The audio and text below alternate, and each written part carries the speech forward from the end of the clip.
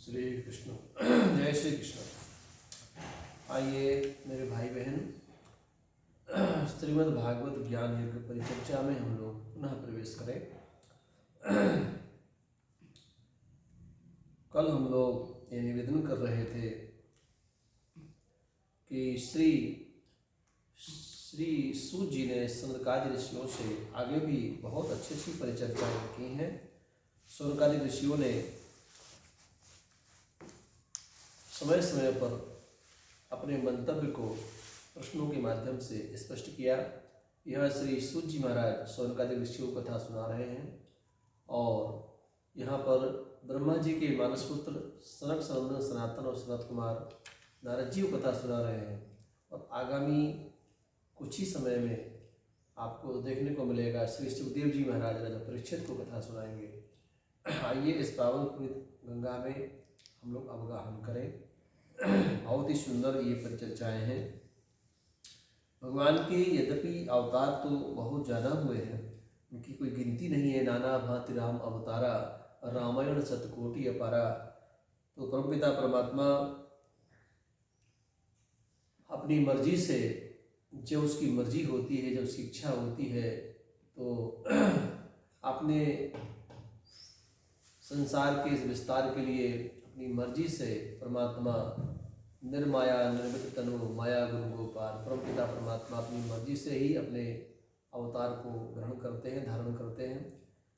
परमपिता परमात्मा अखंड नारायण अनादिकाल तक, जब ये ब्रह्मांड नहीं था, जब ये सृष्टि नहीं थी, इस संसार में कुछ भी नहीं था, तो पूरा ये ब्रह्मांड जलांड था और उस जलांड में जल ही जल था। उस जल में भगवान अपने शेषनाग की सैया पर परमपिता परमात्मा नारायण शांताकारम भुजगशयनम पद्मनाभम सुरेशम, भगवान वहाँ विश्राम कर रहे हैं, शयन कर रहे हैं। उनकी नाभि कमल से ब्रह्मा जी का उद्भव होता है। पद्मनाभम सुरेशम, उनकी नाभि कमल से ब्रह्मा जी का अवतार होता है। और ब्रह्मा जी जब संसार में आते हैं तो ब्रह्मा जी आने के बाद अपने निर्माता को जानना चाहते हैं। ये कथा बड़ी विलक्षण है। इस प्रकार से परमात्मा के अनेकों अवतार हुए हैं और यहाँ पर भगवान के 24 अवतारों का वर्णन हुआ है। आइए इन पवित्र अवतारों का हम लोग आस्वादन करते हैं। पश्यन्त्यदूरूपमदभवदभ्रचक्षुषा सहस्रपादारुजानाद्भुतं सहस्रमूर्धश्रवणाक्षिनाशिकं सहस्रमौल्यं वरकुण्डलोलशत्। ये परमपिता परमात्मा अनादि है, अखंड है और अमिट है। ऐसे परमपिता परमात्मा जिनका आदि है, न मध्य है, न अंत है, ऐसे परमपिता परमात्मा इनका कभी भी संसार में इस धराधाम पर विराट परमात्मा का कभी संसार में अवतार ही नहीं हुआ है। परमात्मा के अंश अवतार होते हैं। अंश अवतार में विराट नारायण लीलाएं करने संसार में आता है। उस क्रम में हम आपको ये बताना चाहते हैं, हे ऋषियों, सूर्य कहते हैं, हे ऋषियों, हम उस क्रम में बताना चाहते हैं। तभी परमात्मा के बहुत से अंश अवतार हैं। ब्रह्मा मरीचि कश्यप से देवता पशु पक्षी मनुष्य आदि योनियाँ उत्पन्न हुई। इस रूप में भगवान के 24 अवतारों का प्रादुर्भाव हुआ है। उनका भी हम क्रमशः आपसे वर्णन करते हैं। उनको सावधान होकर मंगलमय नामों का आप लोग संस्मरण करें। हाथ जोड़ के परमात्मा का ध्यान करते हुए परमात्मा के पुनीत नामों का आप संस्मरण करें। पहला अवतार भगवान का, भागवत जी में 24 अवतार हैं, तो 24 अवतारों में पहला अवतार परमात्मा का श्री सनकादिक अवतार, जो सनक सनंदन सनातन और सनत कुमार, इस सनकादिक अवतार है। दूसरा भगवान का 12 अवतार हुआ है, 12 अवतार। तीसरा भगवान का श्री नारदा और नारद जी का अवतार है। चौथा भगवान का नारायण अवतार है। पांचवा भगवान का कपिल अवतार है। छठवां भगवान का दत्तात्रेय अवतार है। सातवां भगवान का यज्ञावतार है। आठवां भगवान का श्री वृषभाव अवतार है। नौवां भगवान का श्री पृथु का अवतार है। 10वां भगवान का मत्स्य अवतार है और 11वां भगवान का श्री कुर्म अवतार है और 12वां भगवान का धन्वंतरी का अवतार समुद्र मंथन से हुआ है और 13वां समुद्र मंथन के बाद श्री मोहिनी का अवतार हुआ है, जिससे भगवान ने अमृत देवताओं को पिलाया है। और 14वां भगवान का नरसिंह अवतार हुआ है, जो भगवान भक्त प्रहलाद की संरक्षण के लिए और हिरण्यकश्यप के वध के लिए भगवान का नरसिंह अवतार हुआ है। और 15वां भगवान का वामना अवतार हुआ है। और 16वां भगवान का परशुराम अवतार हुआ है। 17वां भगवान का श्री व्यासा अवतार हुआ है। और 18वां भगवान का श्री राम अवतार हुआ है। श्री अवध में भगवान का राम के रूप में अवतार होना राम अवतार है। 19वां भगवान का बलदेव अवतार है। कृष्ण भगवान के बड़े भाई बलदेव जी हैं, श्री बलदेव अवतार है। और 20वां भगवान का श्री कृष्ण अवतार है। 21वां भगवान का श्री हरि अवतार है। और 22वां भगवान का श्री हंसा अवतार है। और 23वां भगवान का श्री बुद्धा अवतार है। और 24वां भगवान का श्री कल्कि अवतार है। जो 24वां भी अवतार हुआ नहीं है वो कली काल में उत्तर प्रदेश के संभल में ब्राह्मण परिवार में भगवान का अवतार होगा। एक आगे कथा है इसके विषय में इस प्रकार से स्पष्ट रूप से। और सुखदेव जी सूत जी महाराज सोनकादि ऋषियों को बता रहे हैं। इस क्रम में समस्त अवतारों के परमात्मा के विभिन्न अवतार इस प्रकार से परमपिता परमात्मा के अवतारों के संदर्भ में हम लोगों ने जानने का जो प्रयास किया।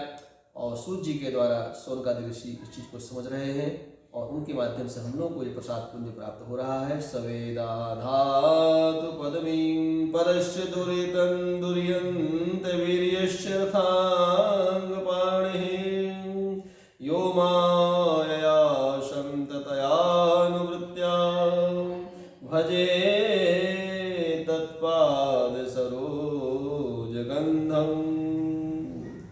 धन्य है परमपिता परमात्मा। ऐसे परमपिता परमात्मा को जो देहाभिमानी जीव हैं वो तर्क के द्वारा परमात्मा को नहीं भजते हैं, परमात्मा से दूर होने का प्रयास करते हैं। ऐसे परमपिता परमात्मा जो जर्रे जर्रे में हैं, कण कण में परमपिता परमात्मा व्याप्त हैं, ऐसे परमपिता परमात्मा का हम सभी को हृदय से ध्यान करना चाहिए, चिंतन करना चाहिए। सूत जी महाराज कहते हैं, हे शौनकादि ऋषियों, हम आपको एक बहुत पवित्र बात बता रहे हैं, उसको ध्यान से सुनो।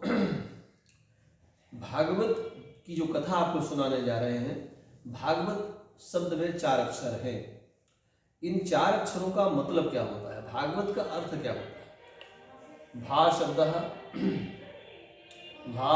शब्द कीर्तिवचनो, गा शब्दो ज्ञानवाचकः,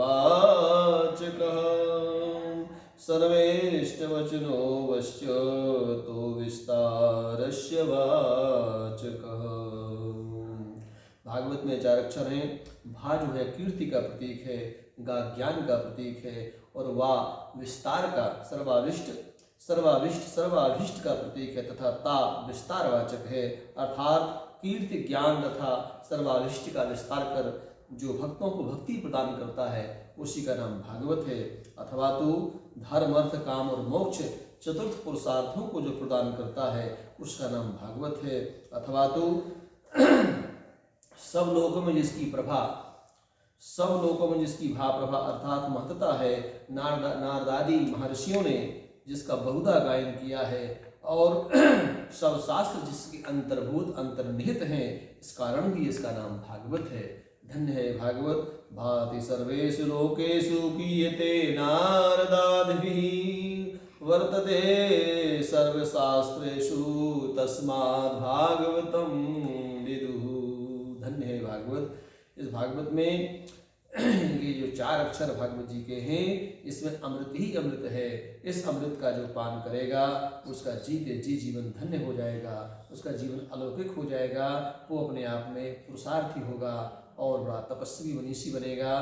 गुरुजनों की असीम कृपा होगी। भागवत सुनने के लिए व्यक्ति को जीवन में भक्त बनने का प्रयास करना चाहिए। हम भागवत सुनने की पूर्व संध्या में पहले बहुत सुपात्र अच्छे संस्कारी व्यक्ति बने।